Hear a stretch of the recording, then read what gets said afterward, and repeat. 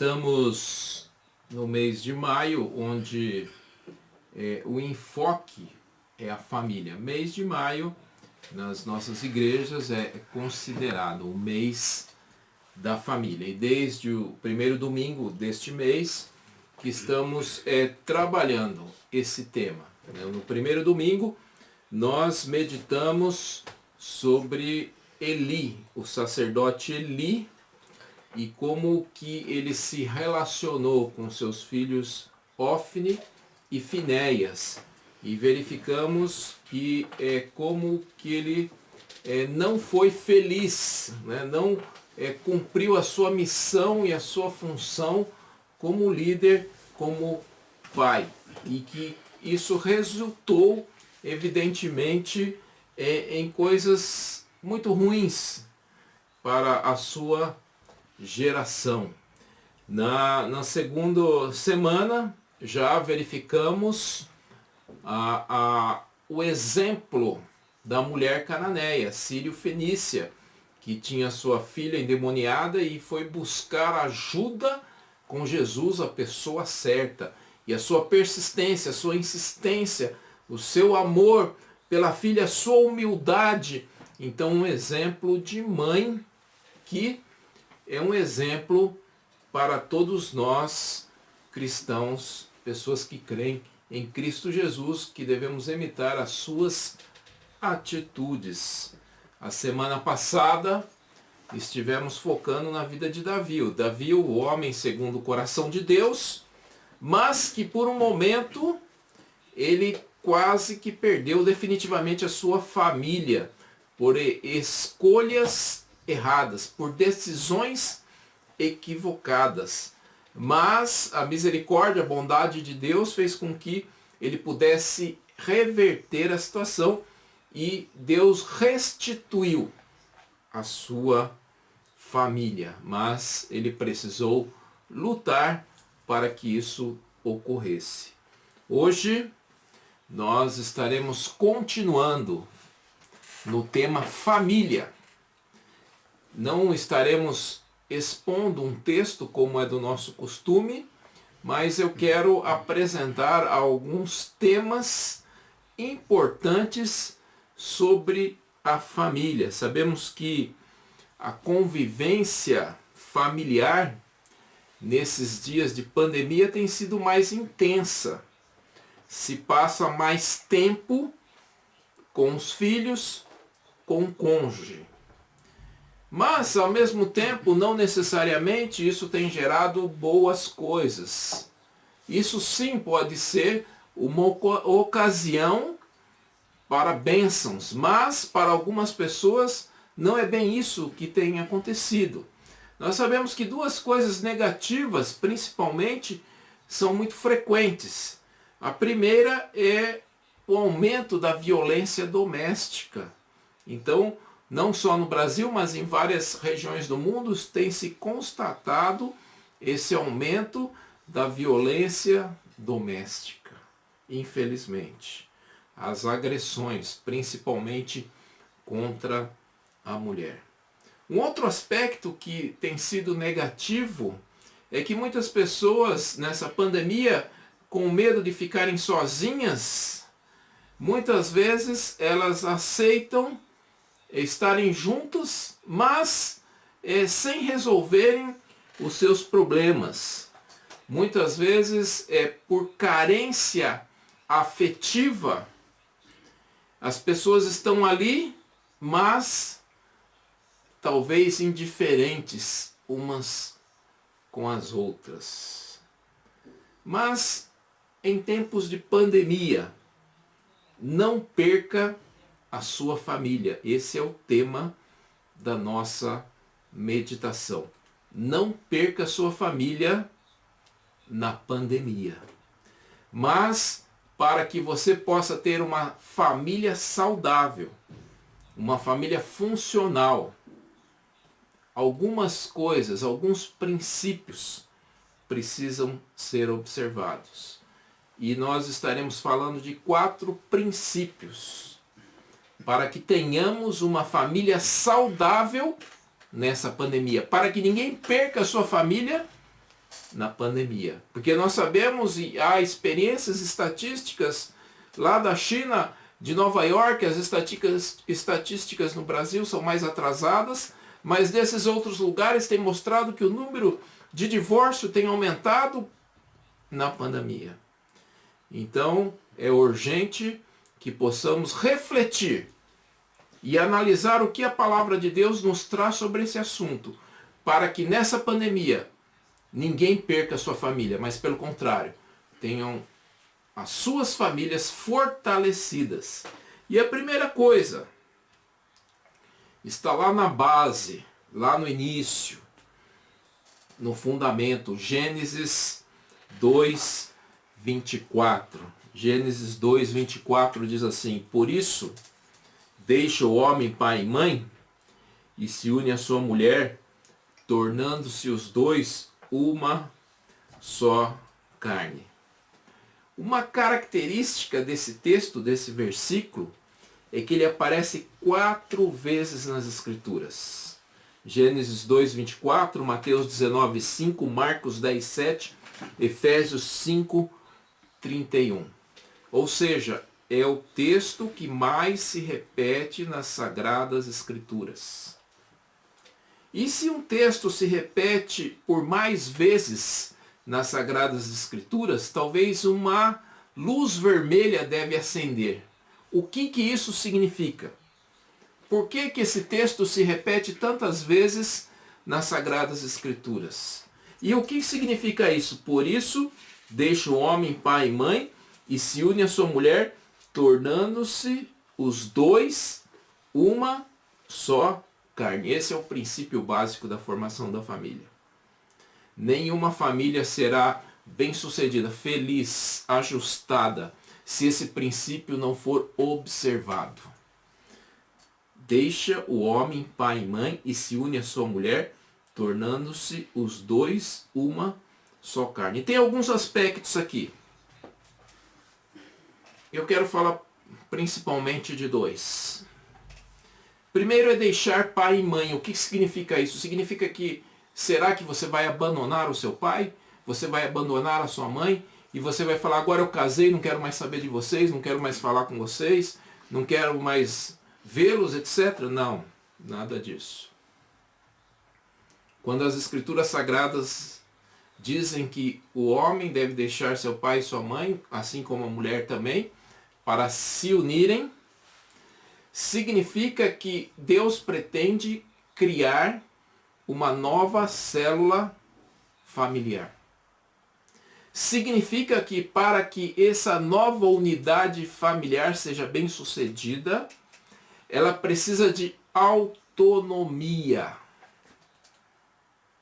E nenhuma família terá autonomia se houver dependência financeira dos pais, dependência emocional dos pais e dependências em vários aspectos dos pais e dos parentes.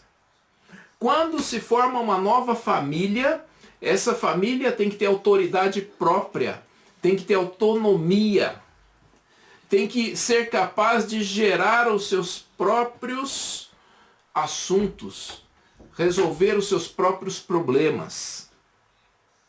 Por isso deve-se deixar. Então, por 4 vezes nas Escrituras Sagradas, esse texto é repetido, porque Deus pretende que haja famílias que sejam fortes. E só acontecerá isso quando essa nova família tiver autonomia, autoridade própria, conseguir gerir a sua própria vida familiar. Então é importante isso para aquelas pessoas que pretendem se casar, e é importante isso para aquelas famílias já constituídas muitas vezes há anos, mas que mantêm esses relacionamentos perniciosos de dependência emocional, física, financeira.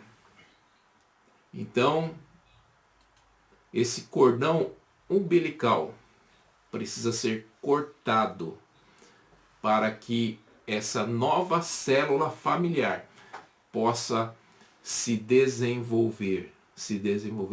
Então vamos voltar.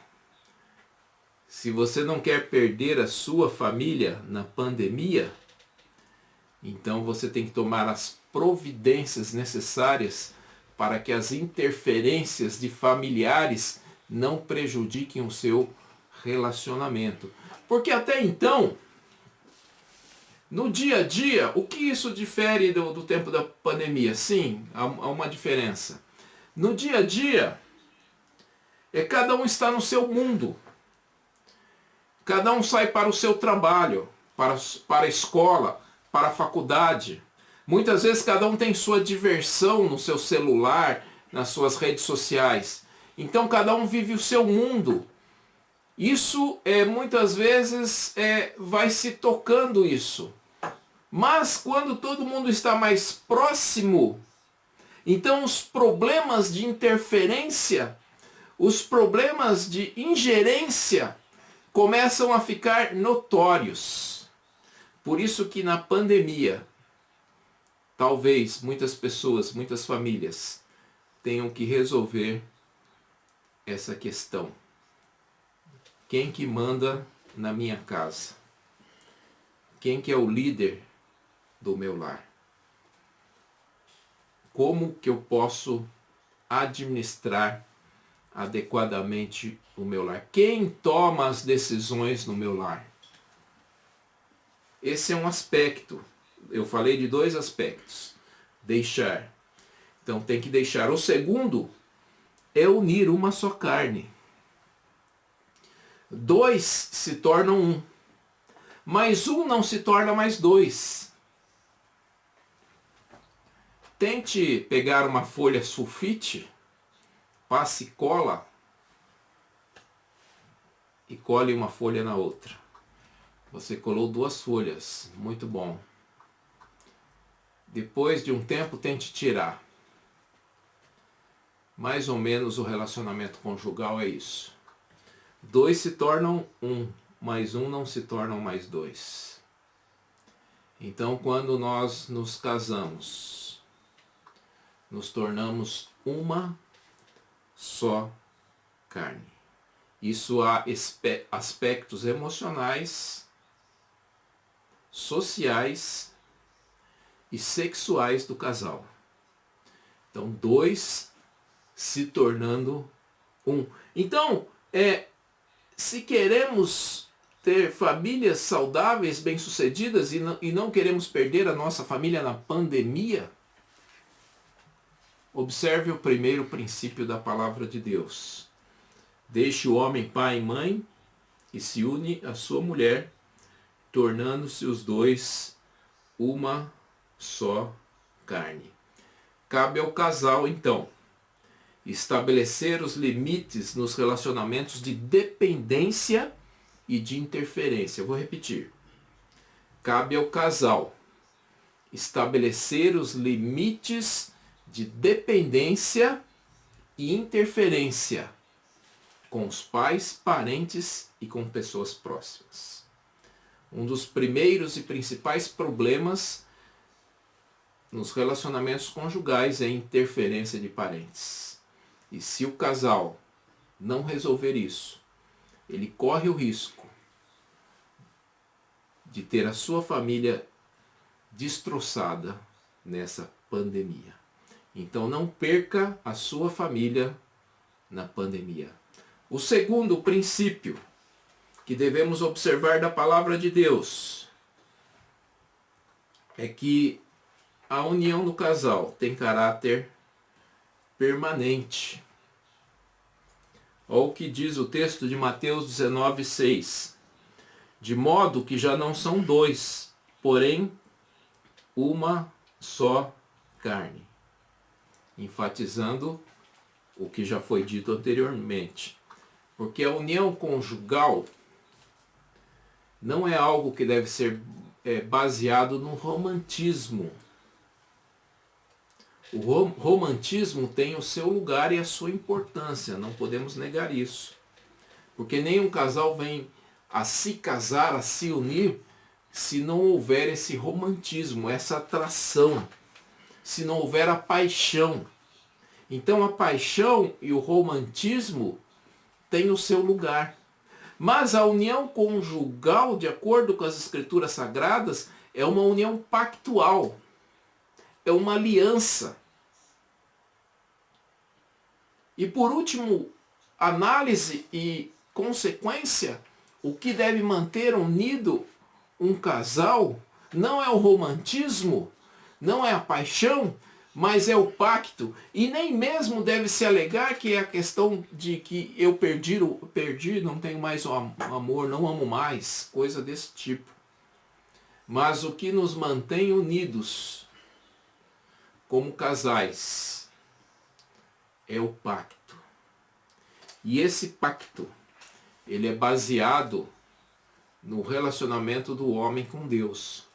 Se nós observarmos as Escrituras Sagradas de Gênesis e Apocalipse, a figura do casamento, ela é usada como um exemplo da relação de Deus com o homem.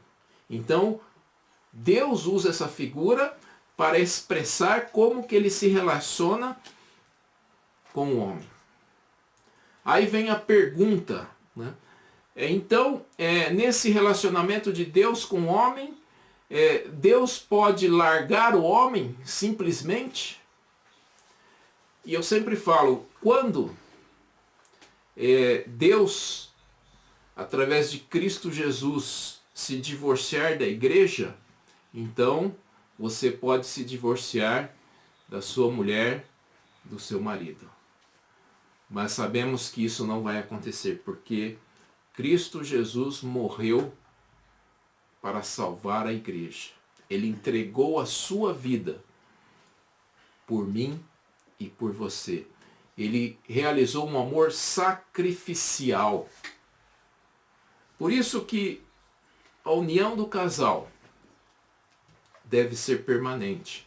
Agora, que isso tem a ver com o dia a dia, principalmente na pandemia? Porque essa segurança precisa ser sentida por toda a família. A esposa precisa ter essa segurança, o marido precisa ter essa segurança e principalmente os filhos. Os filhos precisam estar tranquilos e seguros que seja o que for, a família estará unida enfrentando todas as crises. Agora, numa família onde há insegurança, onde há sempre ameaças de que o pai está falando que vai sair, o pai está falando que vai deixar, a mãe que vai abandonar. Então, essa família onde há essa instabilidade, essa insegurança, os filhos se tornam inseguros. É necessário, então, que haja esse ambiente de segurança, onde casal e filhos possam se sentir seguros de que não haverá rompimento. Que seja a crise que for, eles estarão juntos enfrentando e vencendo. Por isso que a união do casal deve ser permanente. Por isso que precisamos ter a convicção que nós estamos unidos por um pacto. Um pacto que nós traçamos diante de Deus. Aquele pacto que não deve ser apenas palavras soltas, até que a morte nos separe. Esse mesmo pacto que é feito de Deus comigo e com você, que Ele estará conosco, que Ele cuidará de nós, seja o que for. Esse mesmo pacto é a expressão do pacto conjugal que Deus deseja para mim e para você. Não se pode aderir à ideia da modernidade, que defende que o casamento é um contrato de felicidade. Eu digo para vocês que Deus tem coisas muito melhores do que essa tal da felicidade para o casamento. Nós podemos falar alguns exemplos: a intimidade, o companheirismo, o amor. São alguns exemplos dos propósitos de Deus para o casamento. Se alguém vai atrás do casamento ou se casa para buscar a felicidade, saiba que não encontrará, porque felicidade não é algo que se possa encontrar. Mas felicidade é o resultado, e eu gosto de usar o termo efeito colateral, daqueles que cumprem a vontade de Deus, daqueles que amam. Então, aqueles que amam têm como resultado, como efeito colateral, a felicidade. Mas aqueles que vão atrás da felicidade, aqueles que buscam a felicidade, aqueles que acham que através de casamentos e relacionamentos possam encontrar a felicidade, nunca poderão encontrar. Mas a boa notícia é que quando você casa num pacto, quando você casa com uma aliança, quando você casa porque você ama, então a felicidade vai encontrar você. Então, nessa pandemia, não perca a sua família. E para que você não perca a sua família nessa pandemia, saiba que os relacionamentos conjugais, eles são baseados em pacto. E você deve cumprir esse pacto diante de Deus. Terceiro aspecto que nós queremos destacar, o terceiro princípio para termos famílias realizadas, famílias felizes, famílias ajustadas, é que nós não podemos deixar que nossas famílias se amoldem aos padrões do mundo, ao que diz Mateus 16, 26. De que adiantará uma pessoa ganhar o mundo inteiro e perder a sua alma? Ou que dará uma pessoa em troca de sua alma? Nós sabemos que o sistema do mundo, e quando nós falamos de sistema do mundo, nós falamos do pecado que envolve o mundo, da força que envolve o mundo, do inimigo que procura desviar o cristão dos seus propósitos. Então esse sistema do mundo, ele tenta nos amoldar. Ele deseja que a gente assuma a postura que eles defendem. Eles querem impor a sua filosofia a nós. E eles fazem isso através das mídias, através das redes sociais, através dos filmes, das músicas, da cultura em geral. Então, o mundo quer impor a maneira que nós vamos pensar, a maneira que nós vamos viver. E nós não podemos nos adaptar, nós não podemos deixar a nossa família se adaptar a isso.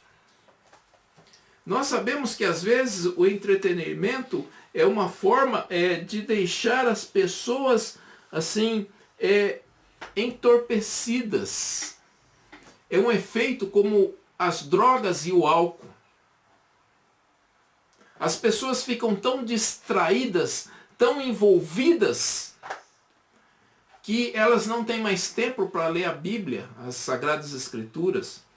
Elas não têm tempo mais para meditar. Elas não têm tempo, por incrível que pareça, estando em casa, de participar do pequeno grupo. Antes, eram as desculpas fáceis, né? Eu estou trabalhando, estou correndo, vim do trabalho. E agora? O que você fala para não participar de um pequeno grupo se você está na sua casa? A menos que você não tenha internet. Qual que é a desculpa? O motivo eu sei. Você está entorpecido, distraído com o mundo que está te envolvendo. Fique alerta. Fique alerta. Não deixe a sua família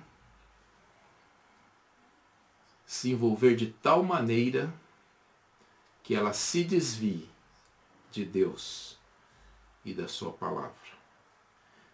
Aí você está pensando, pastor, então você está propondo que a gente largue tudo, rede social, etc, etc. Não. Essa pandemia tem mudado um pouco os nossos conceitos, é verdade.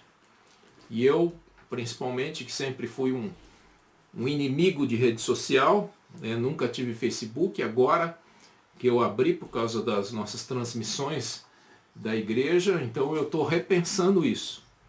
E qual que é a solução então?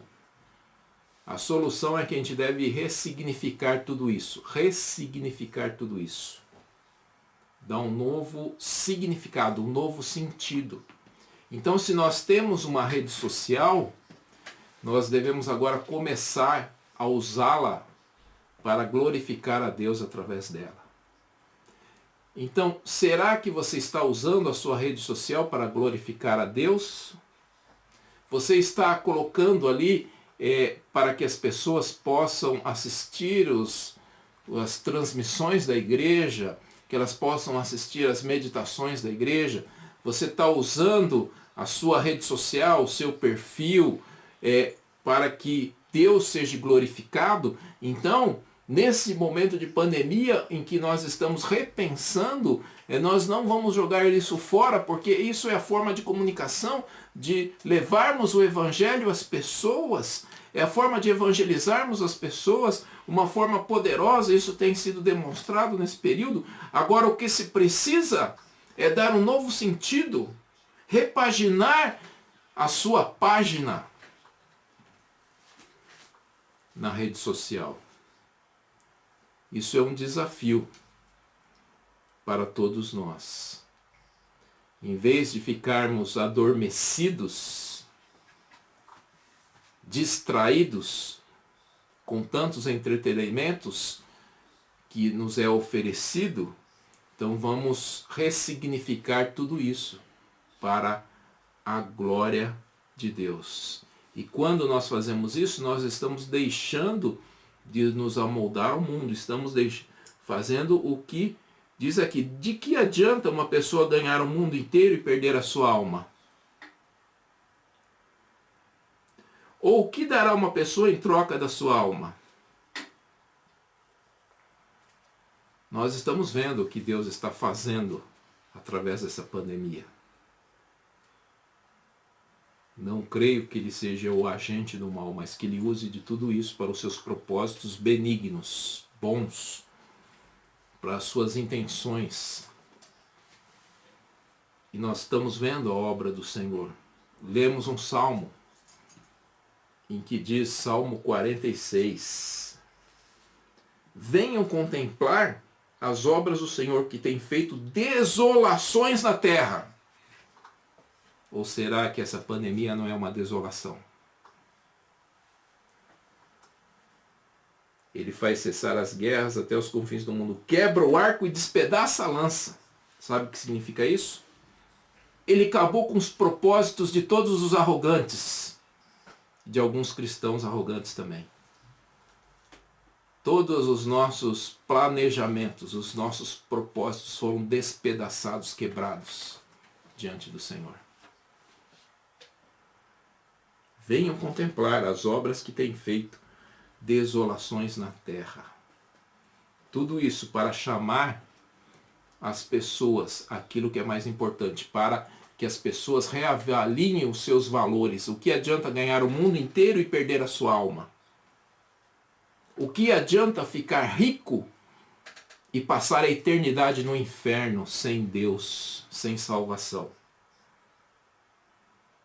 Esse tempo minúsculo que temos aqui na terra é importante, sim, muito importante.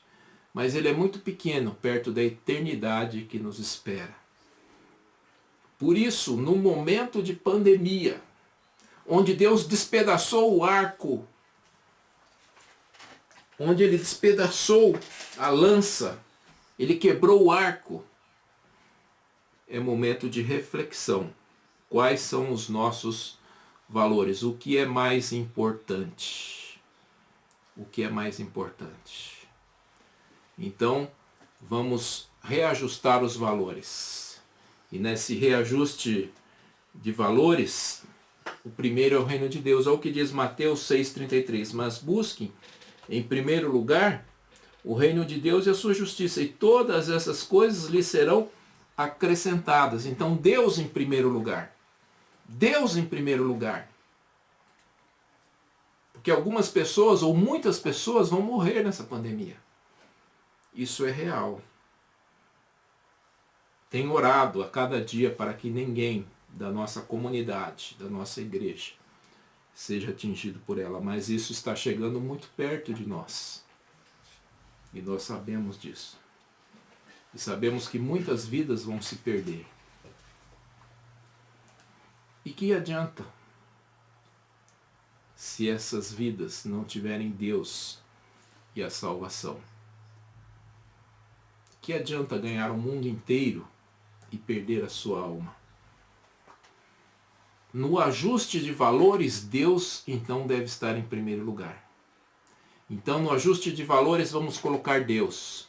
No ajuste de valores, vamos colocar a igreja e a família.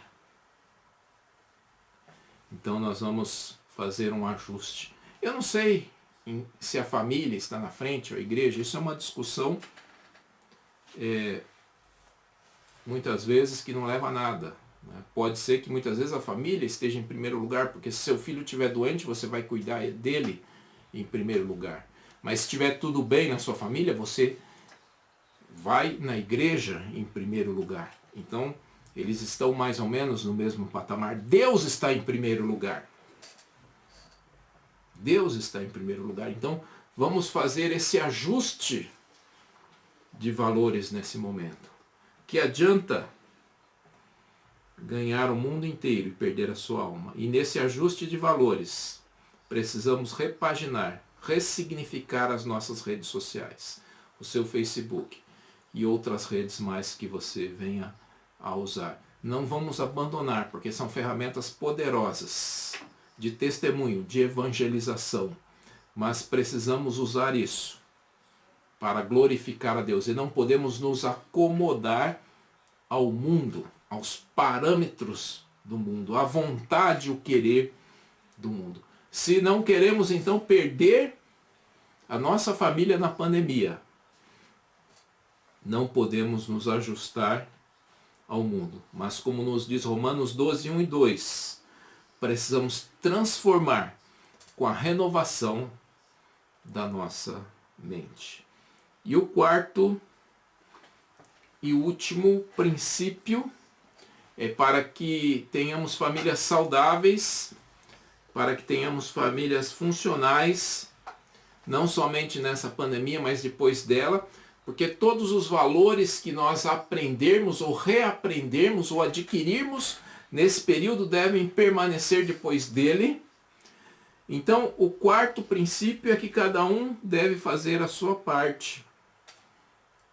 Cada membro da família deve fazer a sua parte. E eu vou ler alguns textos. Primeiro em Efésios 5:25, que diz: maridos, que cada um de vocês ame a sua esposa, como também Cristo amou a igreja e se entregou por ela. A mulher sábia edifica a sua casa, mas a insensata derruba com as próprias mãos. Provérbios 14:1. Efésios 6, de 1 a 2 diz: filhos, obedeçam a seus pais no Senhor, pois isso é justo. Honre o seu pai e a sua mãe, que é o primeiro mandamento com promessa. Então nós vemos instruções aqui para todos, para o pai, para a mãe, para os filhos. O marido tem que amar a sua esposa. Agora, o que significa amar? O texto já diz: amem como Cristo amou a igreja. E como Cristo amou a igreja? Cristo se entregou por ela. Cristo fez alguma coisa. Isso é amor sacrificial. Não é amor sentimento, não é amor paixão, mas é amor sacrificial. Estar pronto a morrer se necessário for. E esse amor é o amor que Deus manda para o marido no que diz respeito à sua esposa. Que cada um de vocês ame a sua esposa, como também Cristo amou a igreja e se entregou por ela. Para a mulher, cabe a tarefa de administrar o seu lar com sabedoria. Provérbios 14:1 diz que a mulher sábia edifica a sua casa, mas a insensata derruba com as próprias mãos. Então a mulher tem o poder de edificar a casa e tem o poder de destruir, é um poder muito forte. Através das suas atitudes, daquilo que ela faz, daquilo que ela fala. Se ela respeita o marido, se ela aceita a autoridade do marido, se ela administra ou não a sua casa, ela pode construir, assim como ela pode destruir. Então a mulher precisa fazer a sua parte. E aos filhos cabe a obediência aos pais.